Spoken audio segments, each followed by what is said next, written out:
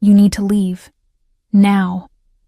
The words came out harsher than Alara intended, but panic had a way of stripping away politeness. She stood frozen in the corner of the grand hall, her back pressed against the cold stone wall, her apron still dusted with flour from the kitchens where she had been working just moments before. The banquet had descended into chaos. Nobles screamed and scrambled over each other, their fine silks tearing as they pushed toward the exits. Guards shouted commands that no one followed. And in the center of it all, circling with predatory grace, was the creature that had turned the celebration into a nightmare. The beast was massive, easily 3 times the size of the largest wolf Alara had ever seen. Its fur was the color of midnight and storm clouds mixed together, rippling with an otherworldly sheen that seemed to absorb the light from the chandeliers above. Its eyes glowed with an ancient amber fire, and when it opened its mouth, rows of teeth longer than daggers gleamed white against black gums. This was no ordinary wolf. This was something from the time before time, from the old stories whispered in the dark when people wanted to frighten children into obedience. This was the firstborn, the original, the beast that King Alpha Theron had brought back from the Shadowlands as proof of his conquest. Except now it was loose, and no one could control it. Alara watched as Commander Marcus tried to approach the creature with a silver chain, speaking in the old tongue that was supposed to compel obedience from any shifter. The beast looked at him with what could only be described as amusement before letting out a roar that shook the crystal glasses still remaining on the tables.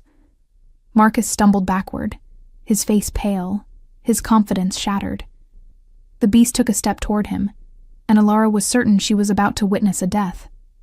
But then something happened that she could not explain. The beast stopped.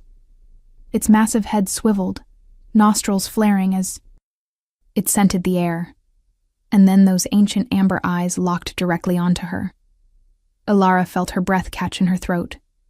Every instinct screamed at her to run, to move, to do anything except stand there like a rabbit caught in a trap. But her legs would not obey. Her body had turned to stone. The beast began to move toward her, each step deliberate and heavy, causing the marble floor to vibrate beneath her feet. The remaining people in the hall pressed themselves against the far walls, watching in horrified fascination. Alara heard someone whisper a prayer to the moon goddess. She heard another person sob. And then the beast was directly in front of her, so close that she could feel the heat radiating from its body, could smell the wild scent of pine and earth and something older than memory. She waited for the pain. She waited for the end. Instead, the impossible happened. The beast lowered its massive head.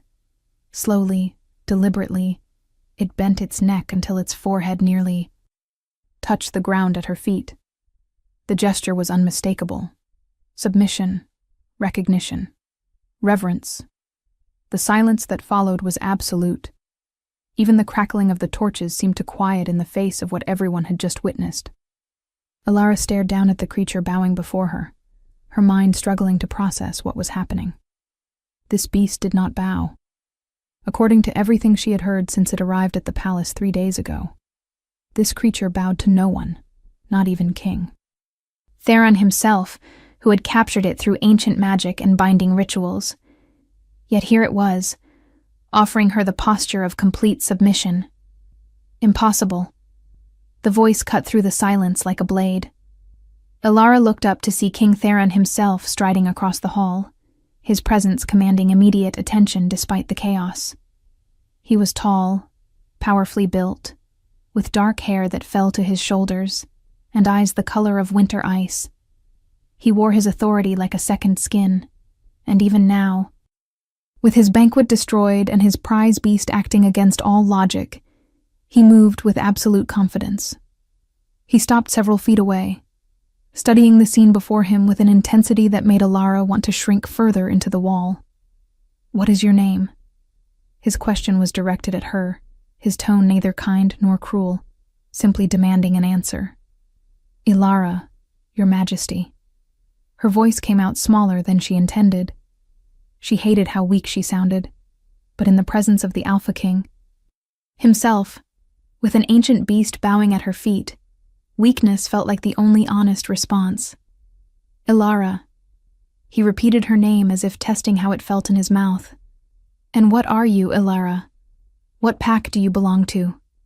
She swallowed hard. This was the question she had dreaded her entire life, the question that always reduced her to nothing in the eyes of other wolves.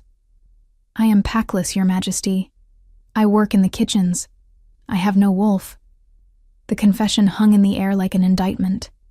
To be wolfless among shifters was to be incomplete, defective, less than whole. Murmurs rippled through the remaining crowd. Someone laughed, a sharp bark of disbelief. A wolfless Omega? The voice belonged to Lady Seraphine, who stood near the dais in a gown of silver and sapphire, her perfect blonde hair still immaculately styled despite the chaos. She was everything Ilara was not: powerful, beautiful, connected to one of the oldest bloodlines in the kingdom. She was also, according to Pallas, gossip, intended to become Theron's Queen Luna through a political alliance that would unite the northern and southern territories. Your Majesty, surely this is some kind of trick. Perhaps the beast is ill, or under some enchantment. Seraphine's tone dripped with dismissal. No creature of such power would bow to something so insignificant. The beast made a sound then, a low, rumbling growl that vibrated through Ilara's bones.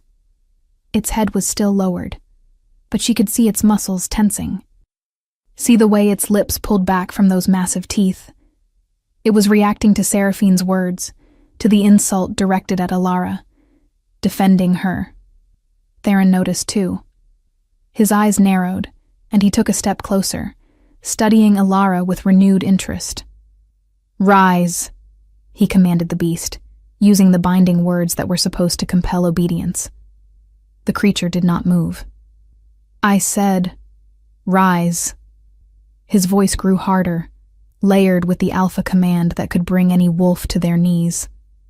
Still, the beast remained bowed before Ilara. The tension in the hall grew thick enough to choke on. An alpha king whose commands were being ignored was a dangerous thing. Ilara could see the muscle ticking in Theron's jaw, could sense the barely contained power rolling off him in waves. But beneath the anger, there was something else in his expression. Curiosity. Fascination. Ilara. He spoke her name again, and this time it sounded different, weighted with possibility. "Touch it. Place your hand on its head." "Your Majesty, I do not think that is wise." The words came from an elderly man in formal robes, who Ilara recognized as Elder Cassius, one of the king's advisors. The beast could take her hand off, or worse. She is just a kitchen worker, not worth the risk. "I will determine what is worth the risk in my own kingdom, Elder." Theron's tone left no room for argument. He looked back at Ilara, and something in his gaze sent a shiver down her spine that had nothing to do with fear. "Do it. Touch the beast." Ilara's hand trembled as she slowly reached forward. Every rational part of her brain screamed that this was insane, that she was about to lose her hand or her life or both. But something deeper, something she could not name, urged her forward. Her fingers connected with the thick fur between the beast's ears. The moment her skin made contact, the world exploded into sensation. Heat rushed through her body like wildfire, starting at her fingertips and racing along her arm, through her chest, down to her very core. Images flashed through her mind. Ancient forests untouched by time, ceremonies under full moons, voices chanting in languages that no longer existed, and power. So much power that it felt like drowning in an ocean of pure energy. She gasped, her knees buckling, but before she could fall, strong arms caught her. Theron had moved with inhuman speed, and now he held her against his chest, his own breath coming faster than it should. "What did you see?" His voice was low, urgent, spoken directly into her ear. "I saw everything," she whispered, still reeling from the visions. I saw the beginning. The beast finally moved, raising its head and making a sound that was almost like a purr, a deep rumbling that seemed pleased. It looked between Alara and Theron, with what could only be described as approval, and then it did something even more shocking. It pressed its massive body against both of them, as if trying to push them closer together. Extraordinary. Theron's arms were still around Alara, and she became acutely aware of his scent. Pine and leather, and something wild that called to a part of her she had not known existed. Her heart hammered in her chest, and she felt heat rising to her cheeks. This was the Alpha King. She should not be in his arms. She should not be feeling this pull toward him, this inexplicable sense of rightness. Your Majesty, please. Seraphine's voice had lost its polished edge, now carrying a sharp note of something that sounded almost like fear. This display is unseemly. The girl should be taken to the dungeons for questioning. Clearly she has used some form of dark magic to bewitch your beast. Theron slowly released Alara, though his hand lingered at her elbow as if reluctant to completely break contact. He turned to face Seraphine, and his expression was carved from ice. What I find unseemly, Lady Seraphine, is your presumption to tell me how to handle affairs in my own palace. Alara will not be going to any dungeon. She will be given chambers in the royal wing. The pronouncement caused an immediate uproar. Nobles who had been cowering against the walls suddenly found their voices, protesting and arguing over each other. Seraphine's face went white, then red, her hands clenching into fists at her sides. Elder Cassius stepped forward, his expression grave. Your Majesty, with all due respect, such an action would be highly irregular. The girl is an Omega, and wolfless at that. To place her in the royal wing suggests a status she does not possess. It would cause confusion about her position, about your intentions. And there is your betrothal to Lady Seraphine to consider. Theron's laugh was cold and sharp. I was unaware that I required permission from my council to determine sleeping arrangements in my own palace. Alara has demonstrated a connection to the firstborn that even I do not possess. Until we understand what that means, she will remain close at hand. That is not a request. That is a command. He looked down at Alara, and some of the hardness left his features. Can you stand? She nodded, not trusting her voice. Her legs still felt unsteady, but she forced them to support her weight. The beast pressed against her side, offering physical support, and she found herself leaning into its warmth without thinking. Good. Commander Marcus will escort you to your new chambers. You will have attendants, proper clothing, everything you need. Tomorrow we will begin. Trying to understand what you are. What I am, Alara repeated, confused. Your Majesty, I am nothing. Just a kitchen worker who somehow did not run fast enough. No. Theron reached out and tilted her chin up with one finger, forcing her to meet his eyes. The touch sent sparks across her skin, and she saw his pupils dilate in response. He felt it too, whatever this was. You are not nothing, Alara. The firstborn does not bow to nothing. Ancient magic does not recognize nothing. What you are is a mystery, and I have always been fascinated by mysteries. He stepped back, breaking the contact, and Alara felt the loss of his touch like a physical ache. Take her, he commanded Marcus, who had recovered enough from his earlier fear to step forward. Ensure she has everything she requires, and post guards at her door, for her protection. The last words were directed at the nobles still gathered around, a clear warning that anyone who thought to harm Alara would answer to the king himself. As Marcus gently guided her toward the exit, Alara caught Seraphine's gaze. The lady's eyes were filled with such pure hatred that Alara actually stumbled. Seraphine smiled then, a cold curve of lips that promised retribution. Enjoy your new chambers while you can, little mouse, Seraphine said softly, though her voice carried clearly through the hall. Mysteries are often solved quickly. and then they become quite disposable. Ilara wanted to respond, wanted to defend herself, but what could she possibly say? Seraphine was right. Once Theron figured out why the beast had reacted to her, once the novelty wore off, she would be sent back to the kitchens if she was lucky. Or worse, if she was not. The beast made that rumbling growl again, louder this time, and took a step toward Seraphine. The lady actually backed up, her composure cracking for just a moment. "Control your pet, Your Majesty," Seraphine said, trying to recover her dignity. "It should be in chains, not roaming. Free to threaten your guests." "The firstborn is not a pet," Theron replied calmly. "And it seems to have excellent judgment about who deserves threats." He made a gesture, and the beast immediately moved back to Ilara's side, pressing against her legs. "It will accompany her to her chambers. Consider it additional protection." The walk through the palace corridors felt surreal.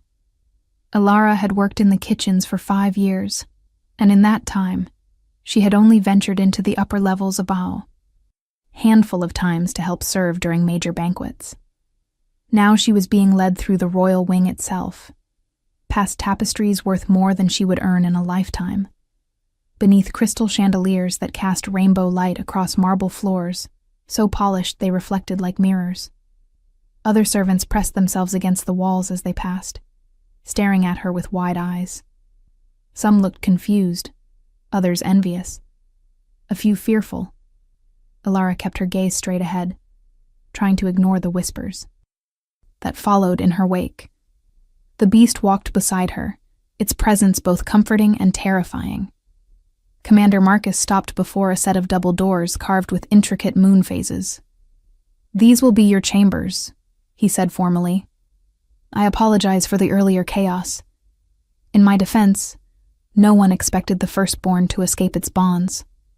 He pushed open the doors, and Ilara could not contain her gasp. The chambers were larger than the entire kitchen where she had spent her working life. A massive 4-poster bed dominated one wall, its posts carved to look like ancient trees, reaching toward a ceiling painted to resemble a night sky.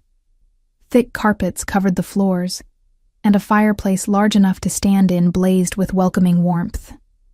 Through another doorway, she could see a bathing room with a tub that could fit 3 people. "This cannot be for me," she whispered.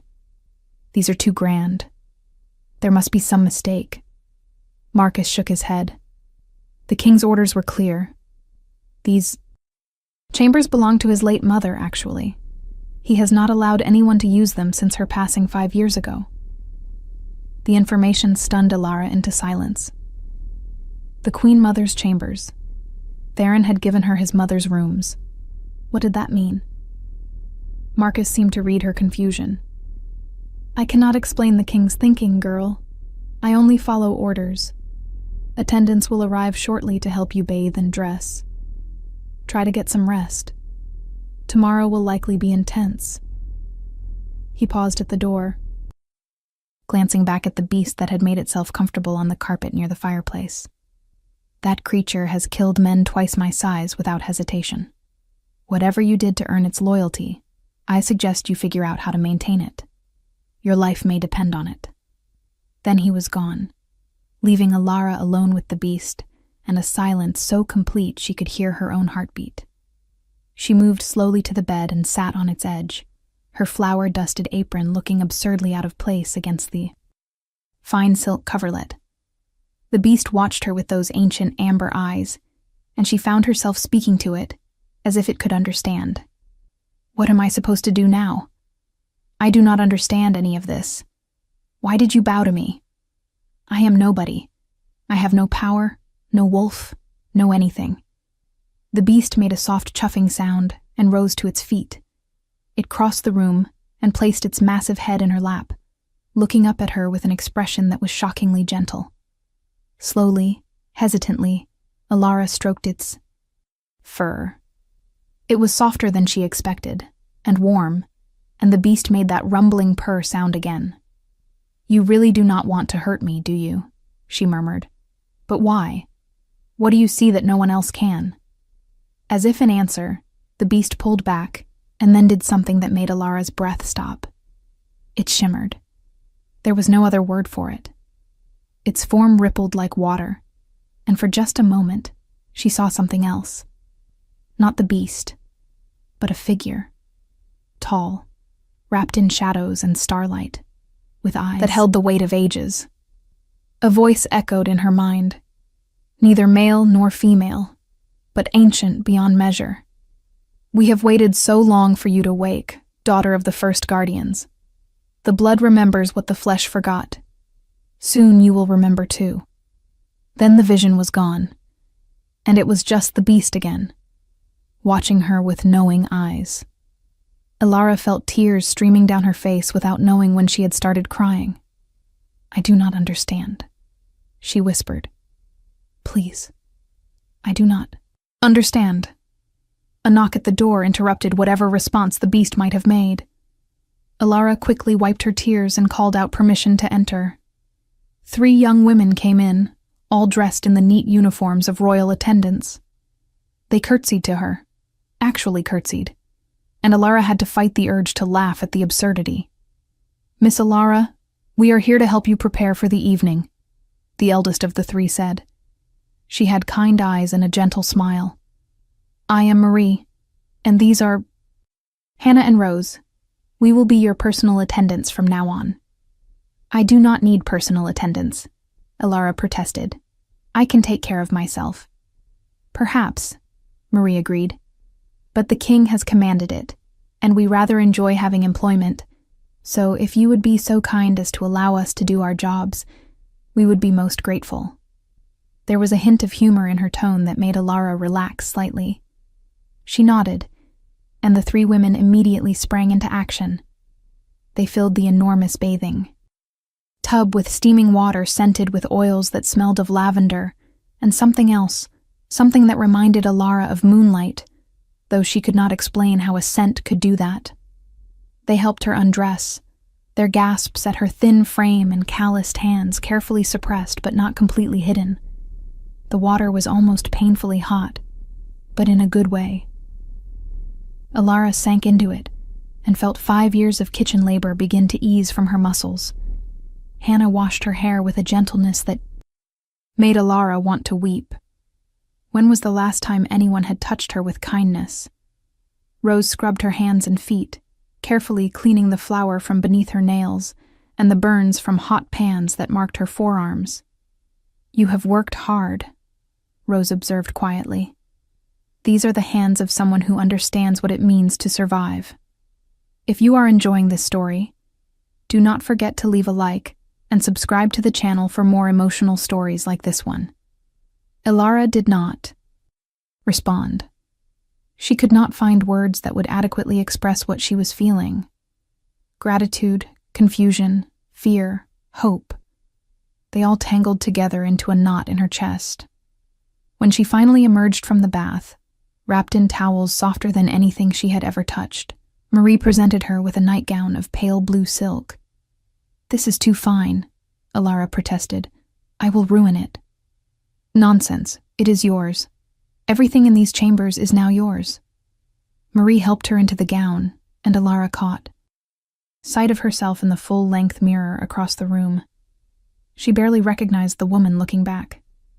Without the grime of the kitchens, without her hair pulled back in a severe bun, without the shapeless servant's dress, she looked almost pretty. Not beautiful like Lady Seraphine, but not entirely unfortunate either. "You have lovely bone structure," Hannah said softly. "And your eyes are remarkable. I have never seen that particular shade of gray before. They almost look silver in the right light." Before Alara could respond, another knock sounded at the door. Marie opened it, and Alara's heart began to race when she saw who stood there. Theron, the Alpha King himself, come to her chambers.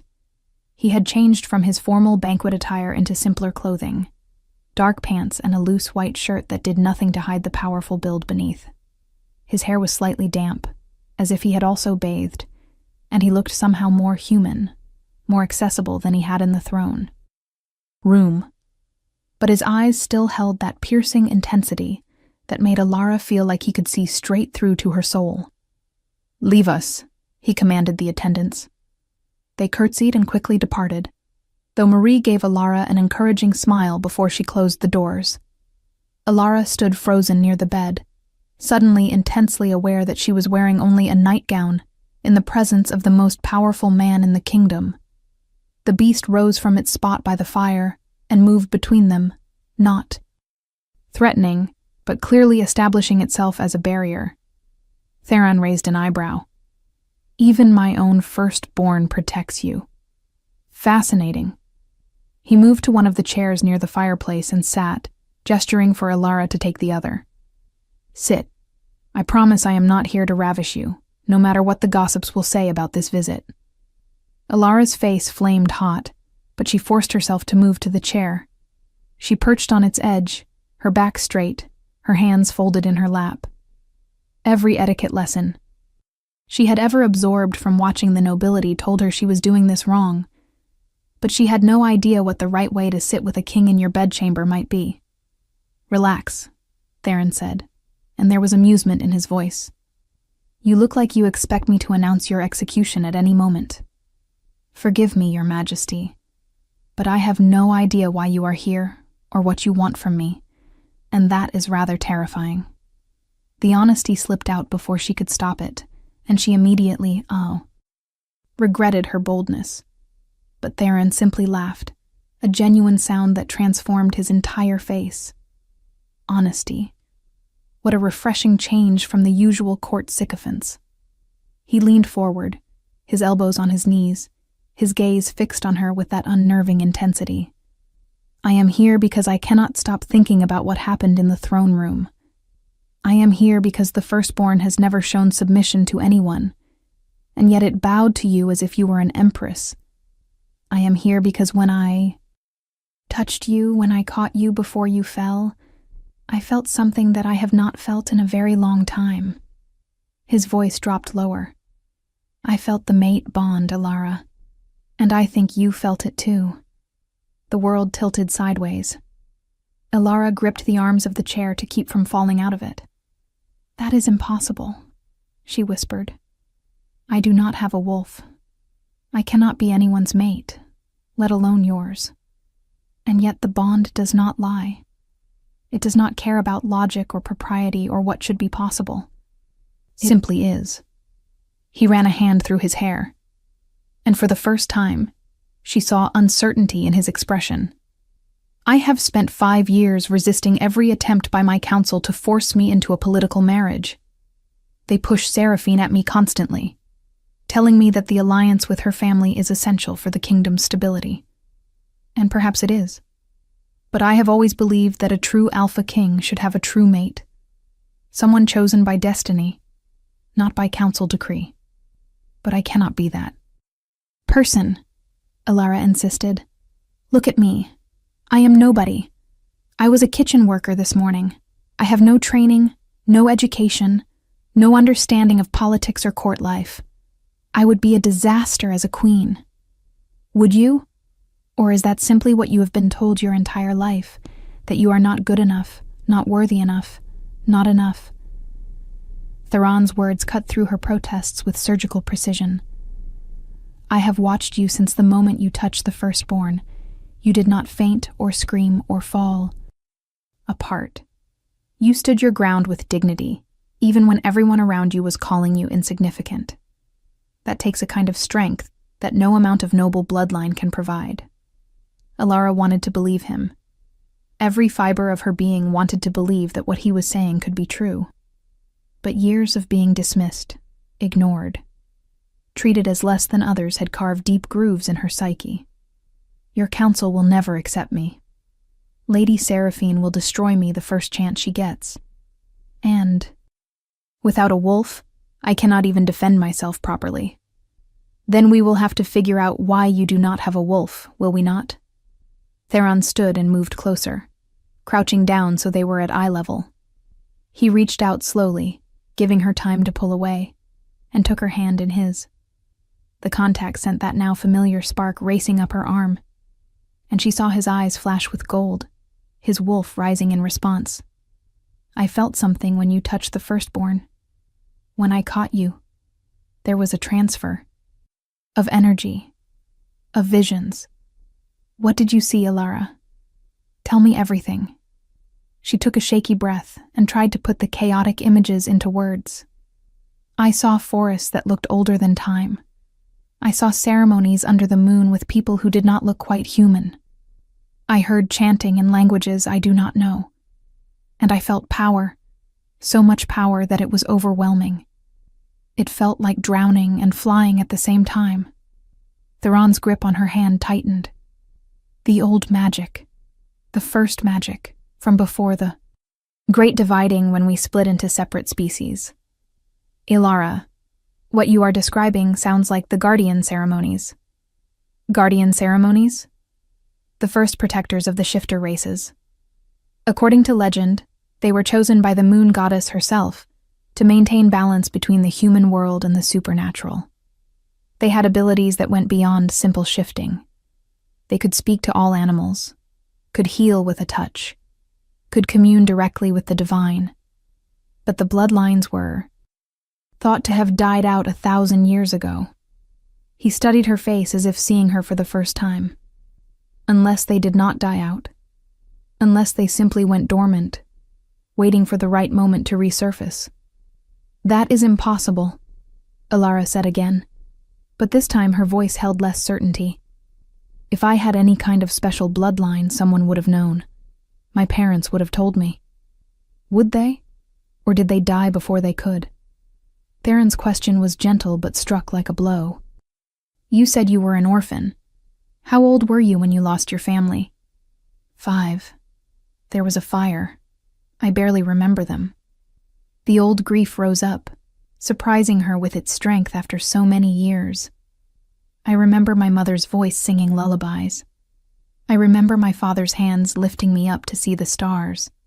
But their faces are blurry now.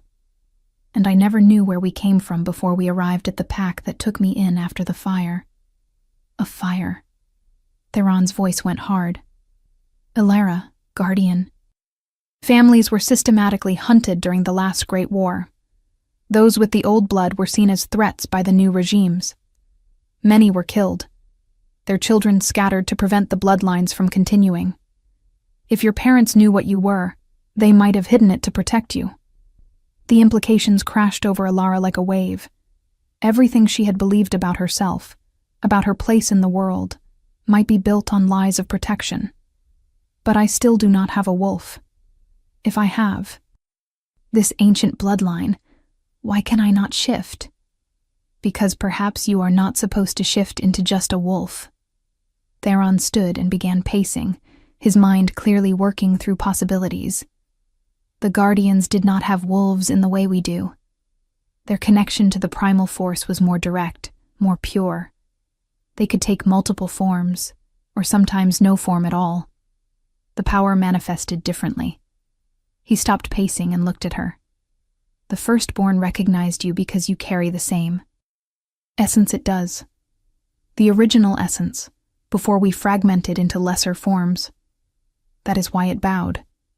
It was not submission. It was recognition of kinship." "This is too much," Ilara whispered. Her head was spinning, her heart racing. "Yesterday I was worried about whether Cook would yell at me for burning the bread. Now you are telling me I might be descended from legendary guardians, and that I am your mate, and that an ancient beast thinks I am its kin. How am I supposed to process any of this?" Theron moved back to her chair and knelt before her again, taking both her hands this time. His touch grounded her, centered her in the midst of the chaos. "One step at a time. Tomorrow, we will consult with Elder Cassius and the palace archives. There are texts dating back to the Guardian era. If your bloodline is truly connected to them, there will be records, rituals, ways to awaken what has been sleeping inside you." His thumb traced circles on the back of her hand, the gesture both soothing and electrifying. "And in the meantime, you will stay here, in these chambers, under my protection. The mate bond is between us now, whether we asked for it or not. I will not allow anyone to harm you, Alara. Not Seraphine. Not the council. No one. Why? The question came out as barely a whisper. Why do you care? You could ignore the bond. Many alphas do. You could marry Seraphine for your political alliance and keep me as a secret if you truly believe I am your mate. His eyes flashed. Dangerously, and she felt power roll off him in waves. I am not many alphas. I am the king, and I have never hidden from truth or difficulty. If you are my mate, then you will be my queen. I do not do anything halfway, Alara. When I commit completely. The intensity in his voice, in his gaze, made it hard to breathe.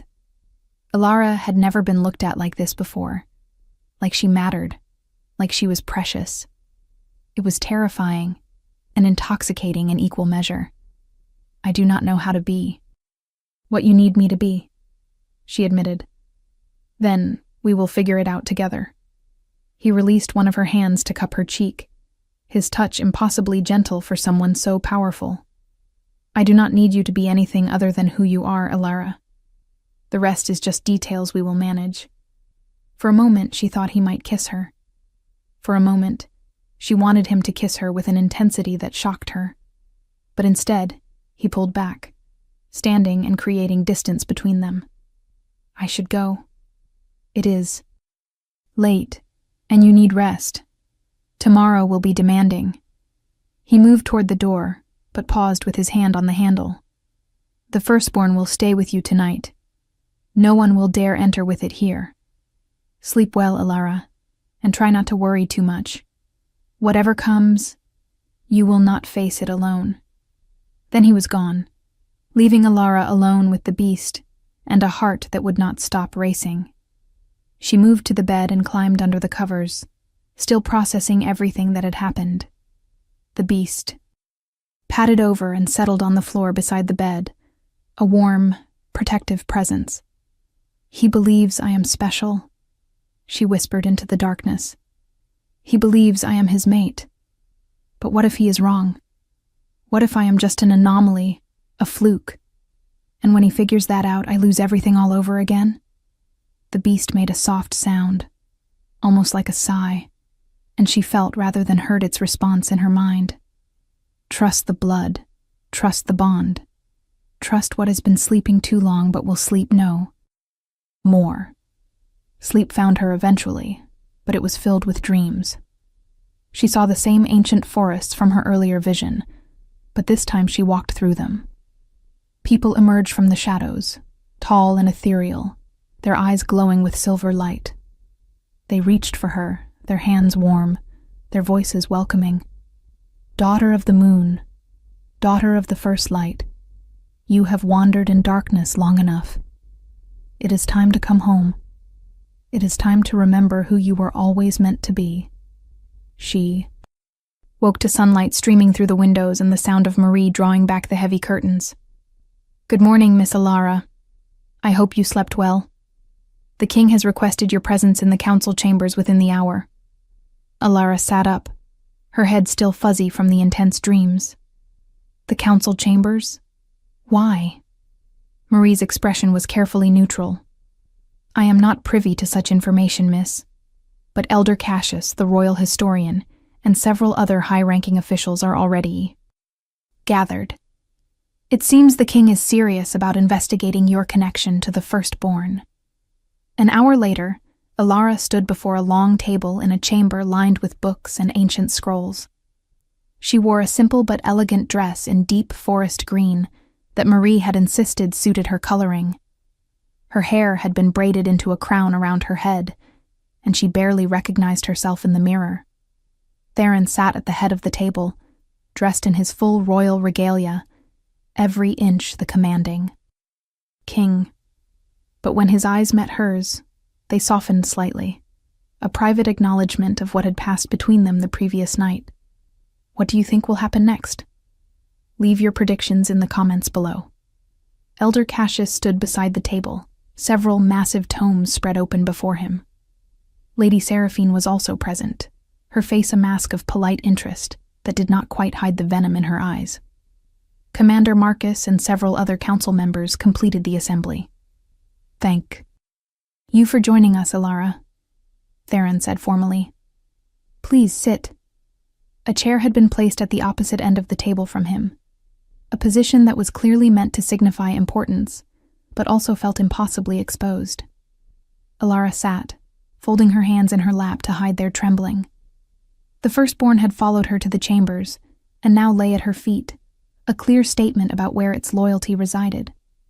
"We have been reviewing the ancient texts," Elder Cassius began, his voice reedy with age, but sharp with intelligence.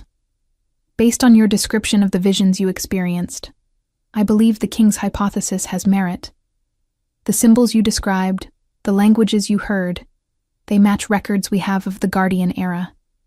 He gestured to one of the open books, its pages covered in intricate drawings and text in a script Alara could not read.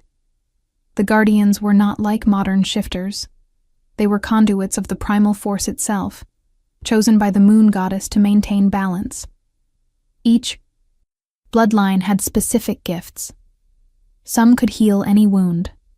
Others could communicate with all living things.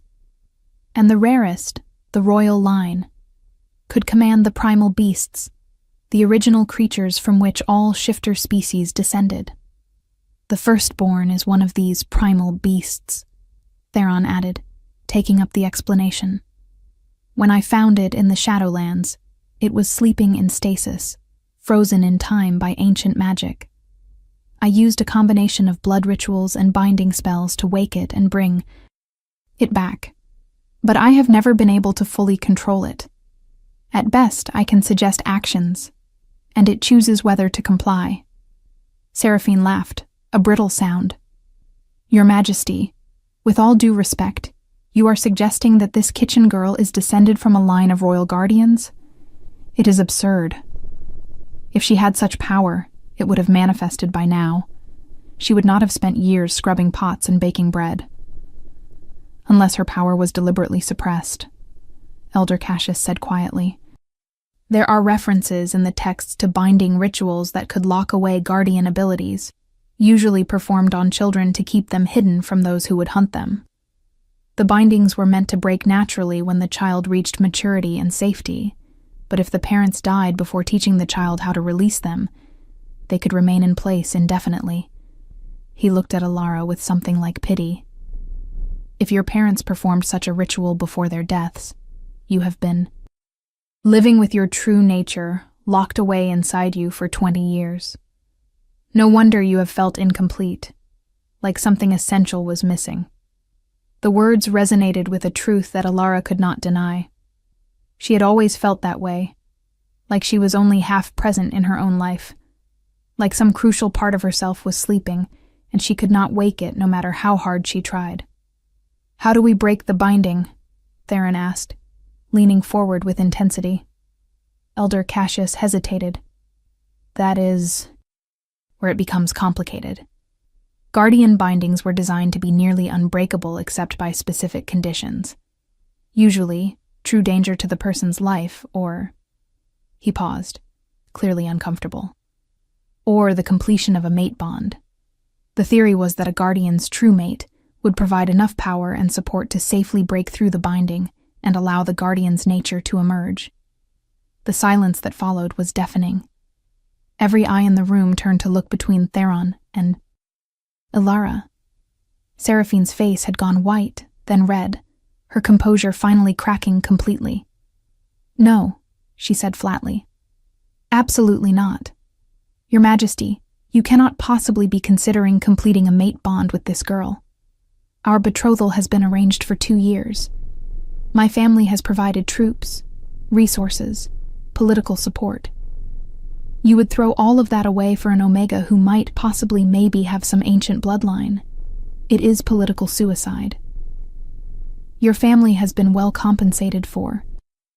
"Their support," Theron replied, his voice cold. "And I do not recall ever agreeing to the betrothal. That was my council's arrangement, not mine. I have been clear from the beginning that I would only marry my true mate." "And you believe she is your true mate based on what? A feeling?" The fact that your beast likes her? Seraphine's voice rose, losing all pretense of courtesy. I am a royal alpha. I have trained my entire life to be a queen. She has trained to make soup. Enough. Theron's command cracked through the room like thunder. Power rolled off him in visible waves, and even Seraphine stepped back, her alpha pride forcing her to submit to his stronger will. You forget yourself, Lady Seraphine. I am the king. I do not answer to you or your family. If I say Alara is my mate, then she is my mate.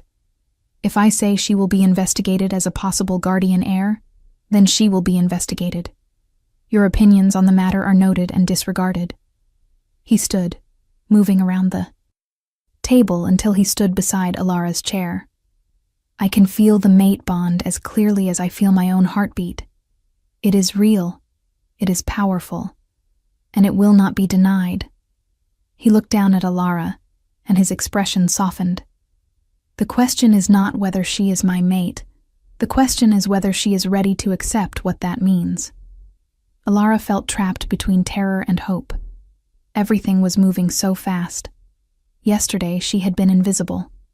Today the king was declaring her his mate in front of his entire council. I need time, she whispered. I need to understand what I am before I can understand what I am supposed to be to you. Then time is what you will have. Theron agreed. But not too much. The full moon is 3 days away. If what Elder Cassius says is true, if completing the mate bond could break your binding and release your guardian nature, then we should attempt it during the full moon when the goddess's power is strongest. 3 days, Alara repeated numbly. You want me to decide my entire future in 3 days. I want you to decide if you are willing to try to become who you were always meant to be, Theron corrected. The future will shape itself once you are whole. Before Alara could respond, the doors to the chamber burst open. A guard stumbled in, his face pale, blood streaming from a wound on his shoulder. Your Majesty, we are under attack. The northern borders, creatures are pouring through. Not rogues, something else, something old. Theron was moving before the guard finished speaking. Commander Marcus, assemble the troops. Elder Cassius, take Alara somewhere safe. Lady Seraphine, you should return to your family's estate until this is resolved. I will not hide while my kingdom is under attack, Seraphine protested. You are not essential personnel in this crisis, Theron replied bluntly. Go home. He paused at the door, looking back at Alara. Stay safe. I will return as soon as I can. The firstborn will protect you. Then he was gone, and chaos erupted. Elder Cassius tried to guide Alara out of the chamber, but she found her feet would not move. Something was wrong.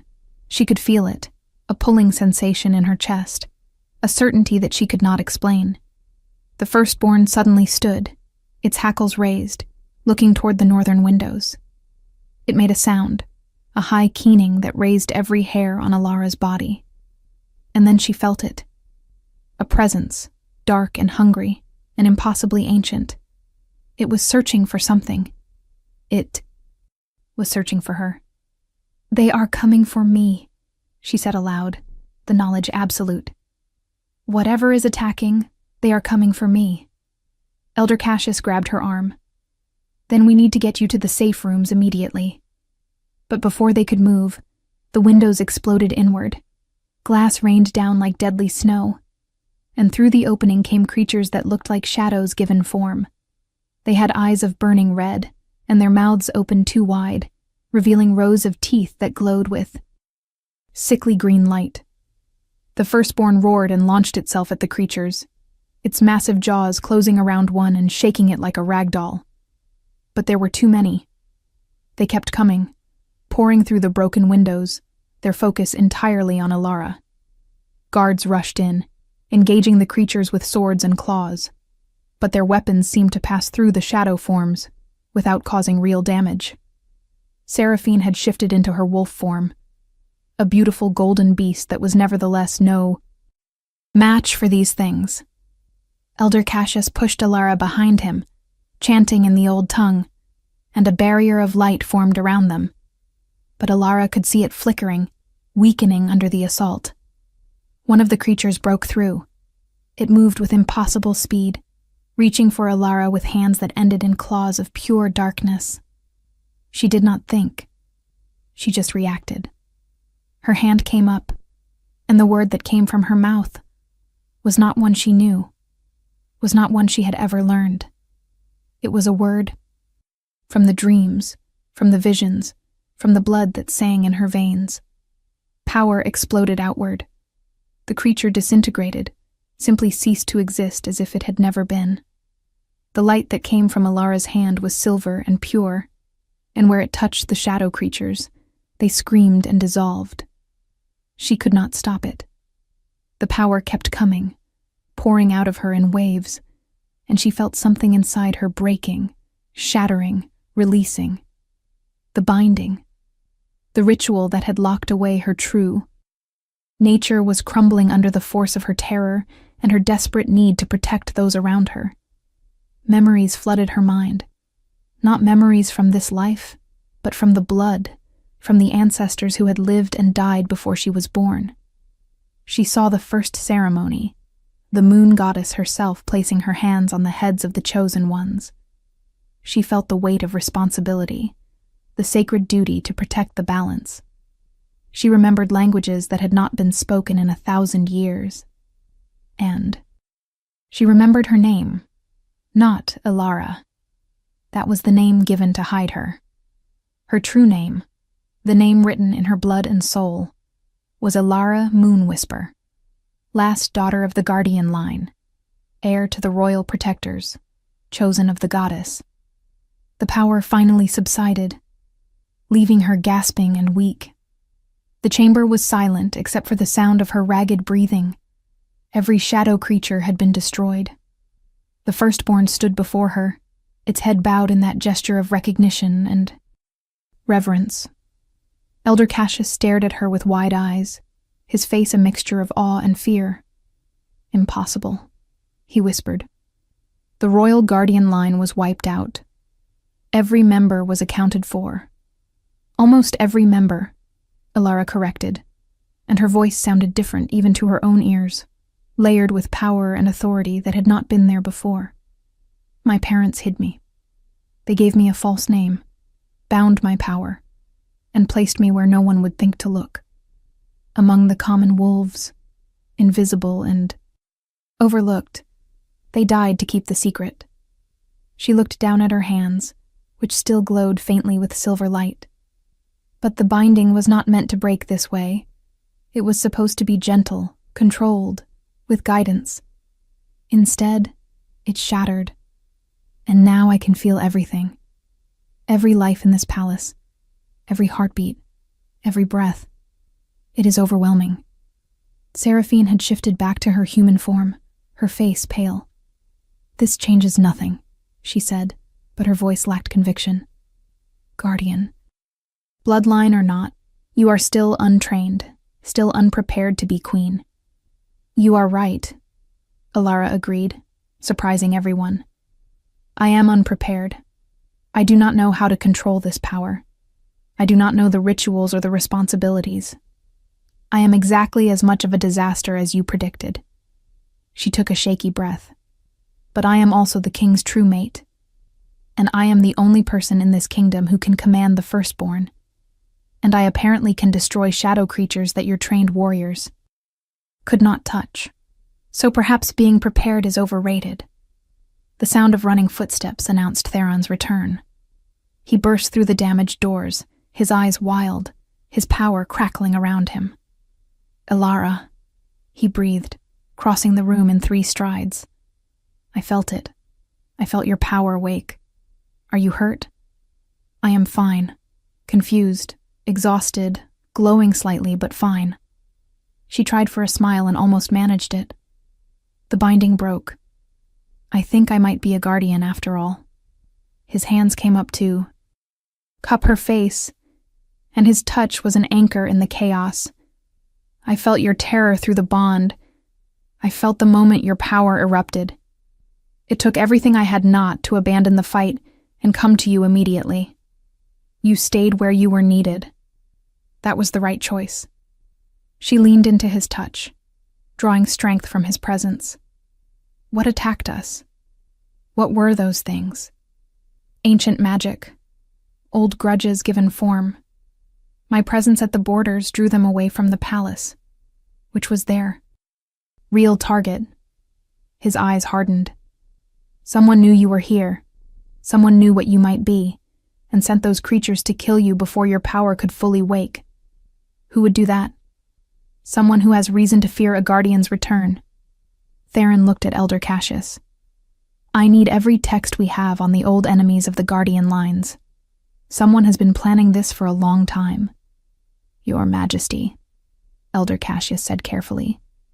If Alara truly is the last royal guardian, if her bloodline is authentic, then her very existence rewrites the power structure of our entire world. There will be many who see her as a threat. The councils of all the territories, the other Alpha Kings, even some within our own court. Then they will have to learn to accept a new reality. Theron replied flatly. He pulled Alara closer, his arms wrapping around her in a protective embrace that felt like coming home. Because I am not giving her up. Not for politics, not for power, not for anything. If you want to see how this story ends, make sure you are subscribed with notifications on. Seraphine made a strangled sound and fled the room, her dignity finally completely shattered. Alara would have felt sorry for her if she had any emotional energy left to spare. What happens now? She asked against Theron's chest, her voice muffled by his shirt.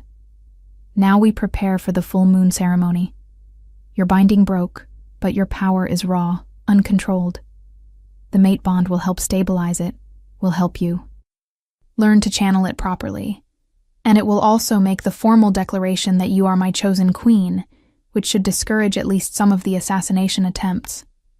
His attempt at humor fell flat, but she appreciated the effort. And if I cannot control the power, if it destroys me or someone else, then I will be there to pull you back. That is what mates do, Alara. We balance each other. My strength helps ground your power. Your light helps temper my darkness. Together we become something greater than either of us alone. He pulled back enough to look into her eyes. I know this is fast. I know it is terrifying. But I also know it is right. I have never been more certain of anything in my life. Alara wanted to argue. Every rational part of her brain screamed that this was too much, too fast, too impossible. But the mate bond hummed between them, and the newly awakened guardian instincts whispered that he was telling the truth. They were meant for this, meant for each other, meant to face whatever came together. 3 days, she said quietly. I need these 3 days to learn what I can, to understand my power, to prepare. And then on the full moon, I will complete the bond with you. Not because I am forced to, not because I have no other choice, but because I want to, because you are right. This is bigger than both of us, and we face it together, or we fail separately. Theron's smile was brilliant, transforming his usually stern features into something almost boyish. Then we have 3 days to make you ready to become the most powerful queen this kingdom has ever seen. He kissed her forehead, a gentle brush of lips that still sent heat racing through her entire body. Come, let us find you a proper teacher. Elder Cassius knows the rituals, but we will need someone with practical experience in controlling ancient power. The next 3 days passed in a blur of activity. Alara spent hours in the archives, studying texts written in languages that her newly awakened blood allowed her to read. She practiced channeling her power under Elder Cassius's guidance, learning to call the silver light at will and to direct it with precision. The firstborn never left her side, and she discovered that she could feel its thoughts, could communicate with it on a level that went beyond words. Its name, she learned, was Kairos, which meant the supreme moment in the old tongue. It had been waiting for a guardian to wake, had been sleeping in the Shadowlands precisely because it knew that eventually one of the bloodline would come seeking power and would accidentally wake it. You orchestrated this, she accused it during one of their practice sessions. You allowed Theron to find you, to wake you, to bring you here because you knew I was here. The beast, Kairos, did not deny it. The blood calls to blood. The guardian line was meant to be protected by the firstborn. When you were hidden, when your power was bound, I went dormant as... well. But when the Alpha King came seeking ancient power, I felt you nearby. I allowed myself to be found so that I could find you. You have been manipulating all of us, Alara said, but there was no real anger in her voice. How could she be angry at a creature that had orchestrated her salvation? I have been protecting you, Kairos corrected. As is my purpose, as is my honor. Training with the power was exhausting. Alara discovered that she could heal minor wounds with a touch, could sense. The emotional states of those around her could create barriers of light that were strong enough to withstand a full Alpha's assault. But the power also fought her, wanting to burst free without control, and she had to constantly work to maintain discipline. Theron visited her each evening, spending time simply talking, helping her relax after the intensive training. He told her about his childhood, about the pressure of being raised to be king, about his mother who had died when he was 20, and left a hole in his life that had never fully healed. She would have liked you, he said one evening as they sat in Alara's chambers, watching the fire. She always said that true strength came from surviving impossible circumstances with grace intact. You embody that. I do not feel graceful, Alara admitted. I feel like I am barely holding myself together. That is the definition of grace under pressure. He reached over and took her hand, the now familiar spark of the mate bond arcing between them. Tomorrow is the full moon. Tomorrow, everything changes. Are you ready? No, she answered honestly.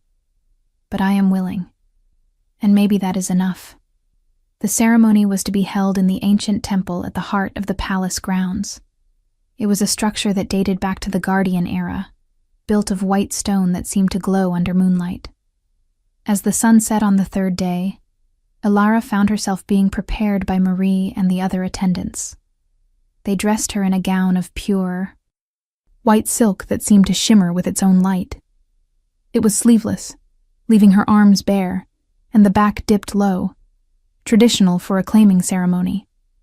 Her hair was left loose, cascading down her back in waves that the attendants had somehow coaxed into perfection. Around her throat, they placed a collar of silver ancient guardian symbols etched into the metal. You look like a goddess, Marie whispered, tears in her eyes. Miss Alara, I have served in this palace for 10 years, and I have never seen anything like this. You are going to be magnificent. Or a magnificent disaster, Alara replied, but she smiled to show she was teasing. Her hands shook as she looked at herself in the mirror. This was really happening. In less than an hour, she would be bound to Theron, would become his mate and his queen, would take on responsibilities she barely understood. Alara. Elder Cassius stood in the doorway, his formal robes making him look even more ancient than usual. It is time. The king awaits at the temple. The walk through the palace was surreal. Guards lined the corridors, their fists over their hearts in salute. Servants stopped their work to bow as she passed. News of what she was, of what she might become, had spread through the palace like wildfire. Some looked at her with hope, others with fear, a few with barely concealed hostility. She could feel all of it now, the emotions of those around her crashing against her newly awakened senses like waves. But she kept her head high, kept moving forward. Kairos walked beside her, a massive guardian that no one dared approach. The temple was already filled with witnesses. The council members, high-ranking nobles, military commanders, all those whose presence was required by tradition.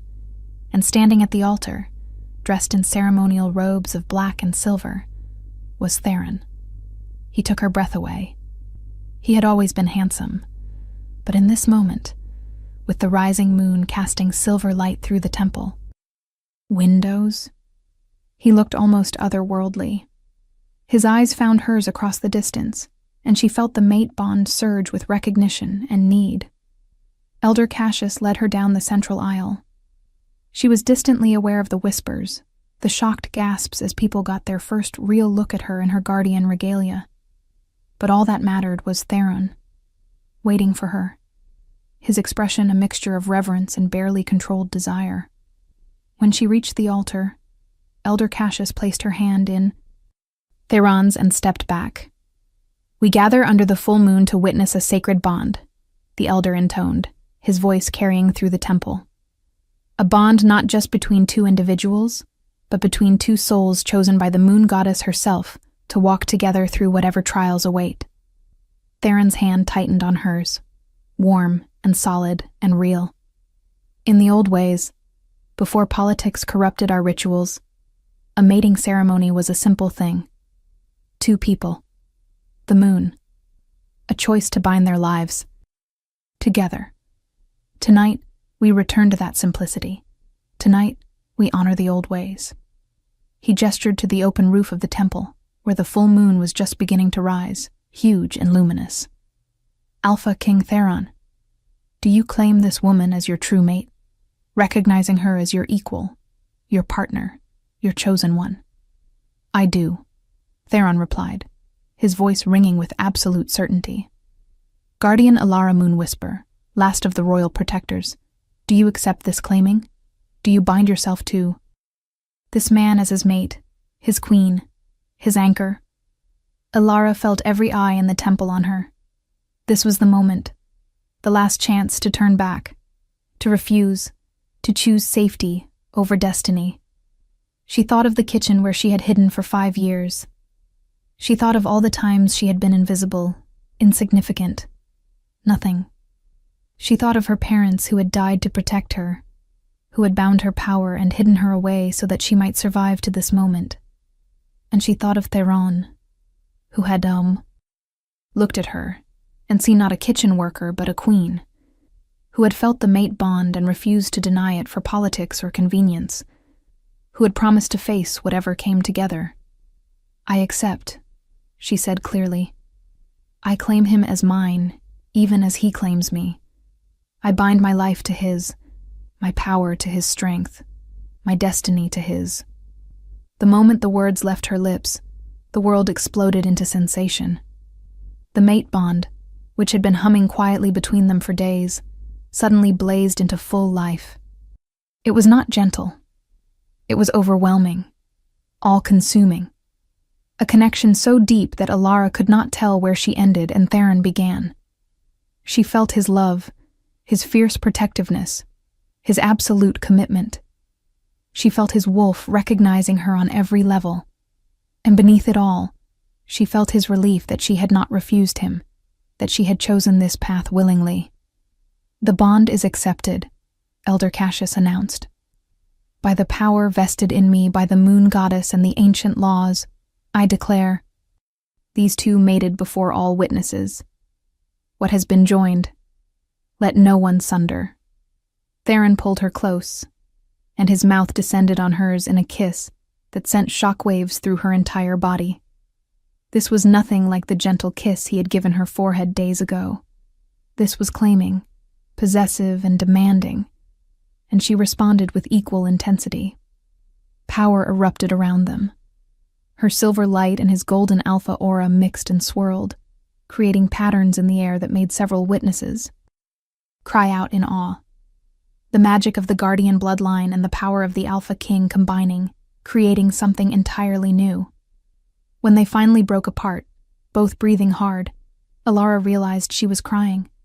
Happy tears, overwhelmed tears, tears of relief and joy and terror all mixed together. "My queen," Theron whispered against her temple. "My mate, my Alara." "My king," she replied. "My Theron, my choice."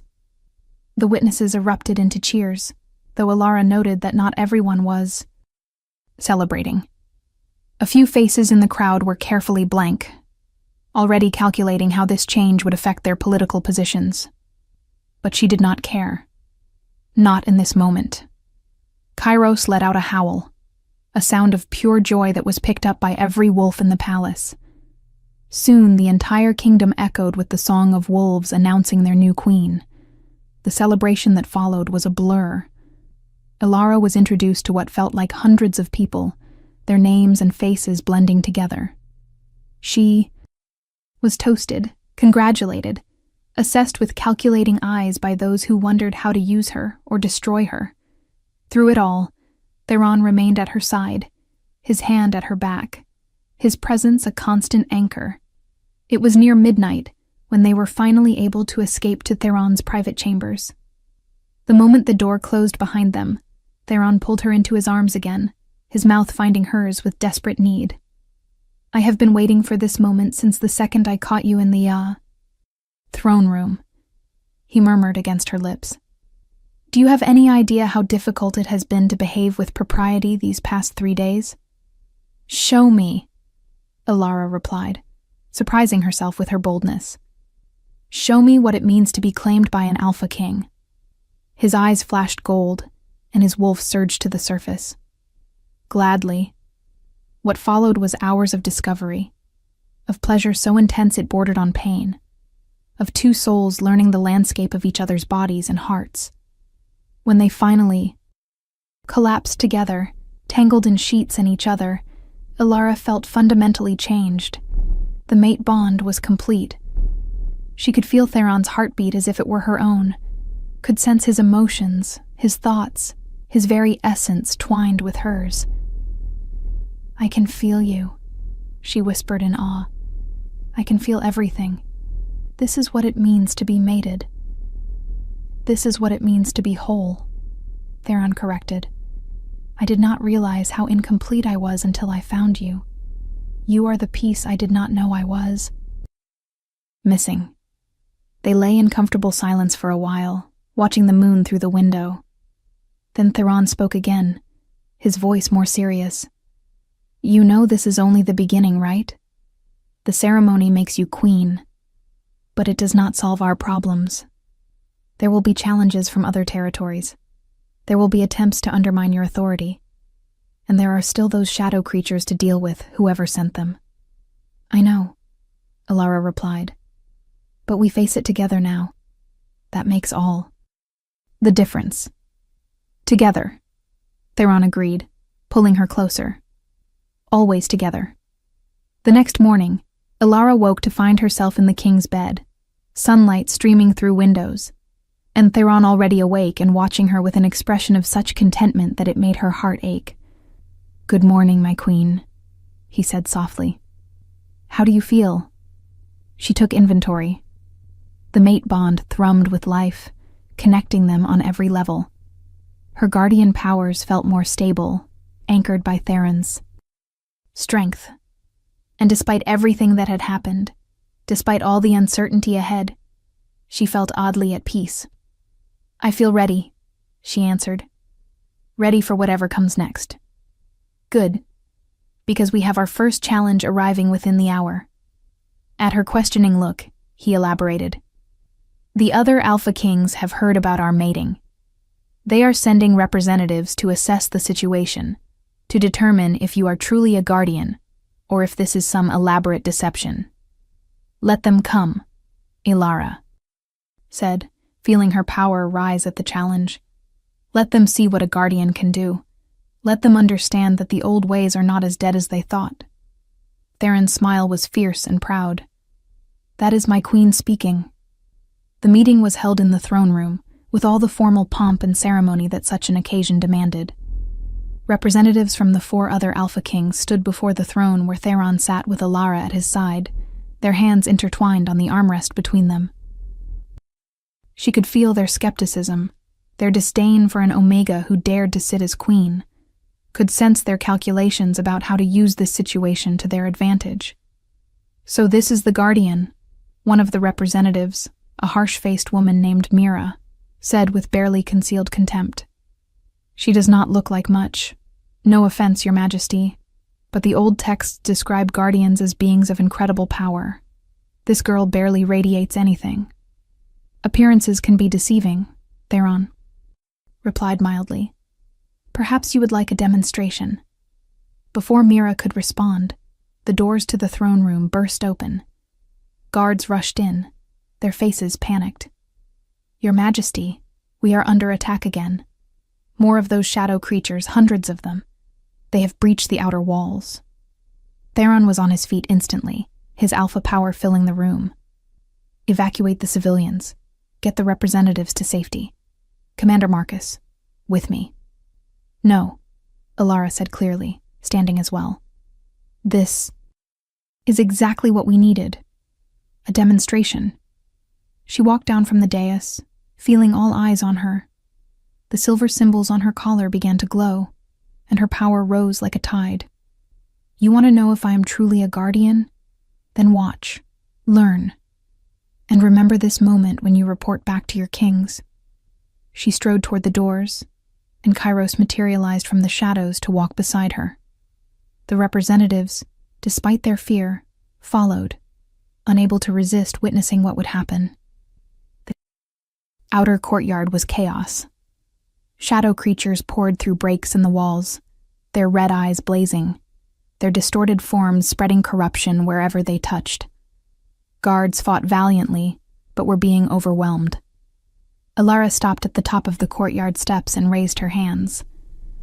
The words that came from her mouth were in the old tongue, the language of the first guardians, and they resonated with power that shook the very stones of the palace. Light exploded from her in a nova of silver radiance. It swept across the courtyard like a cleansing fire, and where it touched the shadow creatures, they simply ceased to exist. Not destroyed, not defeated, but unmade, returned to the nothingness from which they had been called. In less than a minute, every shadow creature was gone. The courtyard was silent, except for the heavy breathing of the guards, and the soft sound of Alara's power slowly receding. She turned to face the representatives, who stood frozen in shock and awe. Any questions about my legitimacy? She asked calmly. Or would you like another demonstration? Mira dropped to one knee, her head bowed. Guardian Alara, please forgive my earlier disrespect. I did not understand. None of us understood. One by one, the other representatives also knelt. Not to Theron, though he was their superior in rank. They knelt to Alara, recognizing the return of a power that transcended even the authority of Alpha Kings. Theron moved to stand beside her, his hand finding hers. Let it be known across all territories, he announced. The Guardian line has returned.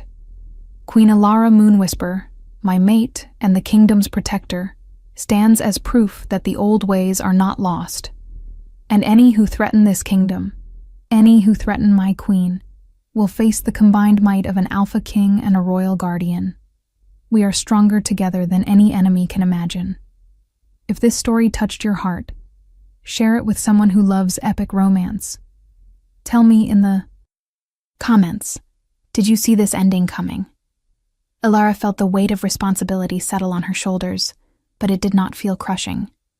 With Theron beside her, with the mate bond strengthening them both, with her power finally awakened and her purpose clear, she felt capable of facing whatever challenges awaited. Rise, she commanded the representatives gently. Return to your kings and tell them the truth. Tell them that the Guardians have returned to protect the balance, not to threaten anyone's power. Tell them that I seek cooperation, not conquest. But also tell them that I will protect what is mine with every ounce of power I possess. As the representatives departed, as the guards began repairs on the walls, as normal life slowly resumed, Alara leaned against Theron and allowed herself a moment of quiet satisfaction. We did it, she whispered. We actually did it. You did it, he corrected. You went from invisible to legendary in less than a week. I merely had the good sense to recognize your worth when everyone else was blind. You gave me the chance to become who I was meant to be. That is no small thing." She looked up at him, love and gratitude shining in her eyes. "Thank you for seeing me. Thank you for choosing me. I will choose you every day for the rest of our lives," Theron promised. "That is what mates do. That is what we do." In the weeks that followed, Ilara settled into her role as queen. It was not easy. There were nobles who resented her. Rise. There were political complications with the other territories. There were endless ceremonies and protocols to learn. But she faced each challenge with growing confidence, her guardian powers developing under Elder Cassius's patient tutelage. She discovered that she could sense imbalances in the natural order, could feel when dark magic was being used anywhere in the kingdom. She could heal not just physical wounds, but spiritual ones, helping shifters who had been damaged by trauma or dark magic to find wholeness again. And she could command not just Kairos, but any creature of the primal force, the ancient beings that existed before the world was divided into mundane and magical. Theron proved to be not just a mate, but a true partner. He consulted her on policy decisions, valued her input even when it contradicted his own thoughts, and never once treated her as less than his equal, despite her lack of formal training. Together, they began to reshape the kingdom. They established new laws protecting the vulnerable, created systems to identify and train those with guardian bloodline traces who might exist in hiding, and opened diplomatic channels with other supernatural species that had been isolated for centuries. 6 months after the mating ceremony, Ilara stood on the balcony of the palace, looking out over the city that had become her home. The sun was setting, painting the sky in shades of gold and rose, and she could feel the pulse of life throughout the kingdom, through her guardian senses. Theron's arms wrapped around her from behind, and she leaned back into his warmth. "Happy?" he asked, his breath warm against her ear. "More than I ever thought possible," she replied honestly. "Sometimes I still cannot believe this is my life. 6 months ago, I was scrubbing pots. Now I am a queen and a guardian, and I am mated to the most incredible man I have ever known." "I am the lucky one," Theron insisted. "I got a mate, a queen, and a guardian all in one. Remarkable package. Not to mention the best partner I could have asked for in running this kingdom." "We make a good team," Ilara agreed. She turned in his arms, standing on her toes to kiss him softly. "Thank you for believing in me before I believed in myself." "Always," he promised. "From the moment the firstborn bowed to you, I knew you were extraordinary. I am just grateful you chose to share your life with me." As the last light faded from the sky and the first stars began to appear, Ilara felt profound peace. Her journey from invisible Omega to queen and guardian had been impossible, terrifying, and absolutely perfect. She had found her power, her purpose, and her person. And whatever challenges the future might bring, she would face them with Theron at her side, their mate, bond unbreakable, their combined strength more than equal to any threat. The kitchen girl who thought she was nothing had become a queen who changed everything, and she was just getting started.